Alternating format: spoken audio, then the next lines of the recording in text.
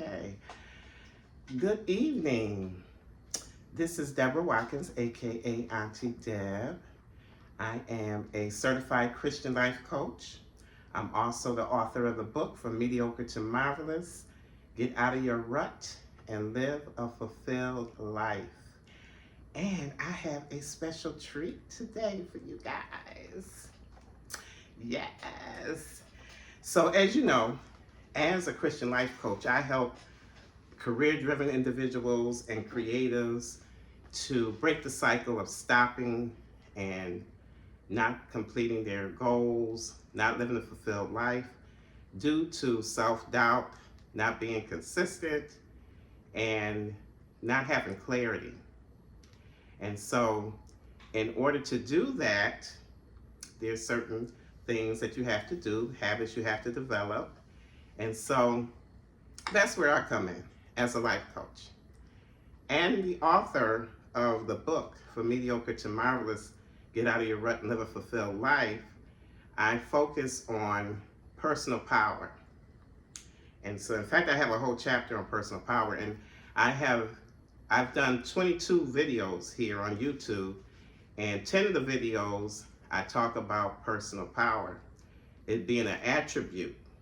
And I talk about friendliness as an attribute to personal power, humility, talents and skills, expert power, being authentic, listening as a personal power, courage as a personal power, flexibility, information, connection. So these are all of the attributes that I discussed in previous videos, 10 previous videos. But today, I want to do something different. I want to start another series of talks with people who have these personal power attributes that I'm talking about. And so this lovely young lady sitting next to me, who happens to have the same last name that I have, and I am going to interview her today. And her name is Sharmetris Watkins. Yes, so we have the same last name because she is my sister-in-love. All right, now my sister-in-law, my sister-in-love. And she has been in my life now for how many years? 34? Yeah. So my brother has had the honor and the privilege to be married to this beautiful woman here. And so, what is your title? What is your title? I am currently, first of all, a Christian. I am a follower of Jesus Christ. But it's professionally, I'm a mama, but professionally, I'm a nurse practitioner. So, a nurse practitioner and a physician assistant, are they the same or are they different? They're roughly the same, just our path of education is a little bit different. Nurse practitioners, of course, you have to be a nurse, first of all. I used to be a labor and delivery nurse. I am currently a women's health nurse practitioner, so I wanted to take care of all women and not just pregnant ladies. Physician's assistants, they're great. They just do a medical model where nurse practitioners, you have to be a nurse in order to go to become a nurse practitioner. So education-wise, how long did you have to go to school, and what did that path look like? My path was a little bit different. I went to college, and I got a little distracted when I was in college by her brother. And I went to a 4-year school, but I had to transfer out in my junior year because I wasn't doing what I was supposed to do. So I graduated at the same time, but with a 2-year degree. So I had my associate's degree as a nurse practitioner, which is 2 years. And then I was able to take my boards, my NCLEX, and all that good stuff. But then I had to go back to school to get my bachelor's degree, so that's additional 2 years. And then I had to do an additional 2 years to become a nurse practitioner. Okay. So in order Well, let me go back. Did you always know that you wanted to be a nurse? Absolutely. You did? When I was a young girl, I used to say I want to deliver babies. That was my goals. That's what I wanted to do, and that has not changed. I love what I did as a labor and delivery nurse. The problem with that is why I didn't go on to midwifery is because they have to take call, and I'm old and I am not getting up at 3 o'clock in the morning to take care of anybody's anything. So I just did not decide to do that. But from the time I was young, my whole goal was to deliver babies, and that's what I did. Okay, all right. So right out of high school, you studied to be a nurse. Yes. Okay, okay. So my sister-in-law and I have something in common. We both were born in the month of April. I'm the 19th. She's the 20th. Yes. Okay. Birthday's coming on one day. Yes. And so we have similar characteristics, she and I, because we're both on the cusp. Now I'm on the cusp of being Taurus, she on the cusp of being Aries. And so one thing about her is she is very consistent. Okay, she is very consistent. She don't play no games. Okay, my sister-in-law don't play no games. You hear this little cute little soft voice? Don't be fooled. Don't be fooled. Her no is her no. Her yes is her yes. Yes. Okay. And so that just goes to show you how consistent she's been. So since high school, she had a goal. She knew it. She had a vision. She saw it and she went after it. And so now, how long had you been a nurse before you went on to be a nurse practitioner? So when I was a nurse for 17 years before I became a nurse practitioner, I decided to go back to school. It was purely because of financial reasons. I had 2 children, and then my husband had 2 other children who then became our 4 children together, and they were all living with us. And I was like, oh no, I can take care of the children I had, but we got 2 more that, and this little nurse paycheck ain't making it.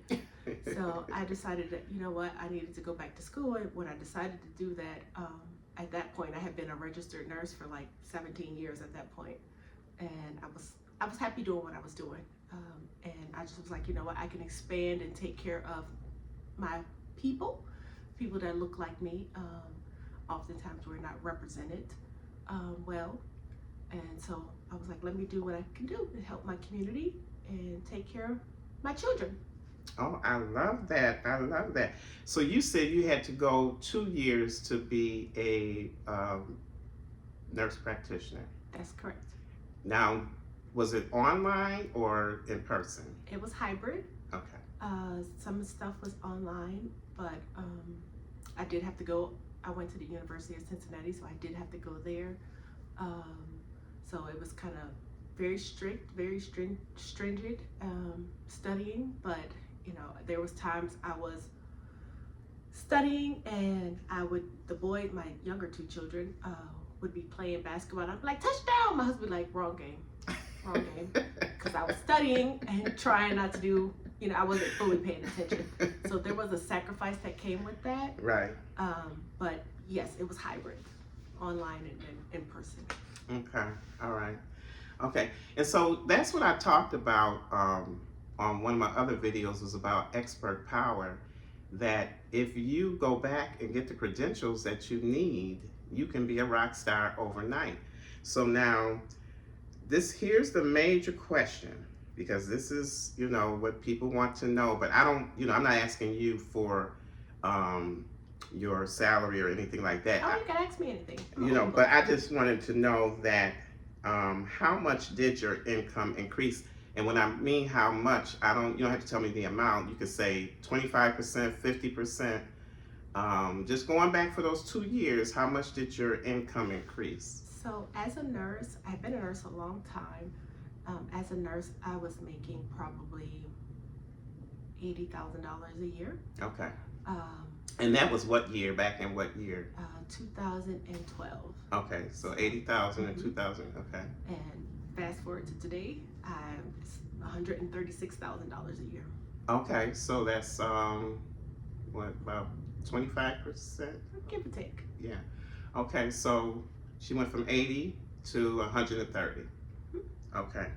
So that's what I, talk about in terms of increasing your, you have the potential to increase your income. Once you get clarity and get the credentials that you need, you have the ability to increase your income.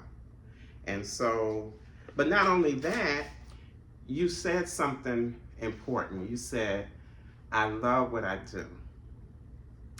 And so you still feel like that. I do. I go to work.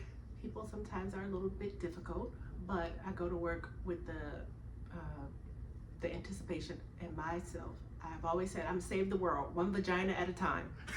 That's my thing. I am saving the world one vagina at a time. I just want to take care of people. I take care of pregnant mommies. I take care of non-pregnant mommies. People sometimes are scared, older ladies, at sometimes difficult times in their life, with being diagnosed with cancer. I take care of all of them. So I still enjoy what I do every day. Mm-hmm. Mm-hmm. Right. And so that goes to living a fulfilled life. What I talked about before in terms of my book and the title of my book. And so you want to enjoy what you're doing. You want to love what you're doing and getting paid for it. Mm-hmm. And you can do it. Now, when you went back, you were how old when you went back? Oh, I was in my 40s. Okay. I'm 52 now. Okay. I was in my early 40s when I decided to go back to school. Right. And see, that's another thing. That's another thing that I want to focus on is the fact that it's never too late. Like some people may think, well, I didn't do it. I should have did it in my 20s. I should have did it in my, 30s or whatever. But she went back at 40. Yes. I went back at 50 to get my master's degree. So, it doesn't matter. And so didn't I tell you her no is her no, her yes is her yes. She's very consistent. She don't play no games. That's our characteristics. We ain't scared to tell our age. You see, she popped it right out. I'm 52. No, not scared at all. I'm 60. I'll be 67. Okay, on the 19th. I look like her. Hopefully, when I get 67. So we ain't scared. We ain't scared. Not at all. Okay, that's what I love about her. And so I will say that when I graduated nursing school at the time, I was 24. Okay. There was a lady in my graduating class. She was in her 60s. And of course we were like, what do you want to be a nurse for? Like, you should be sitting down retired. And she was like, I wanted to be something other than somebody's mother and someone's grandmother. So she decided that she was in her 60s, retirement age, and she decided to become a nurse. Wow. That's awesome.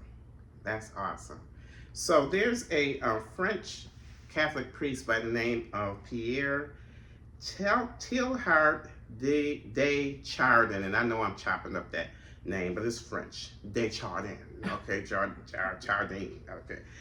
And he was a scientist. Not only was he a Jesuit Catholic priest, he was a scientist, he was a paleontologist, a philosopher, a mystic, and a teacher, all right?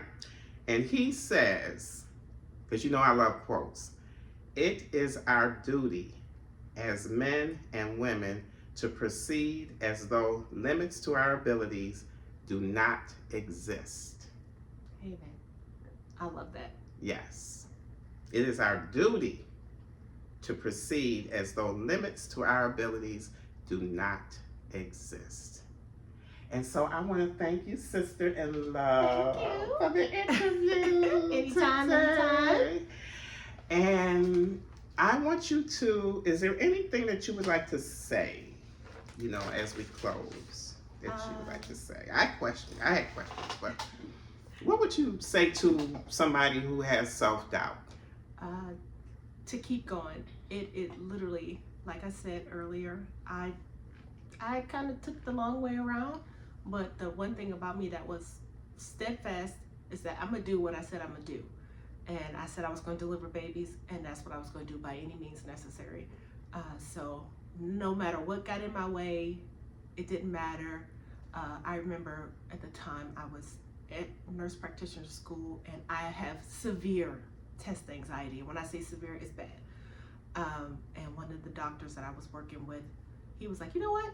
That test is just in your way. It's in your way. Kick its butt so it can get out of your way. And I was like, you know what? It's in my way. It's in my way. And so from that point on, I looked at obstacles that way. Like, you know what? This is just in my way. Mm-hmm. And I need to get over it. And with the help of the Lord and being focused, that's what happened.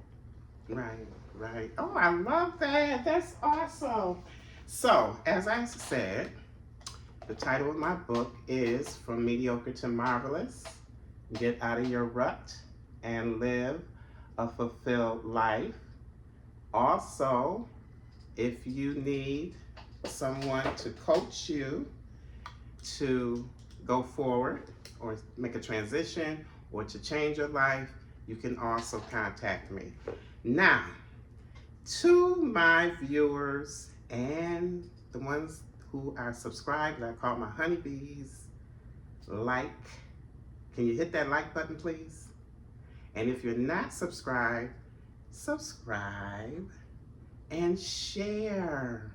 Share this good information. Sharing is caring. Yes, this is some good information here, right? Yes. So share, hit the subscribe button, hit the like button, and I'll see you next time. Bye. Bye.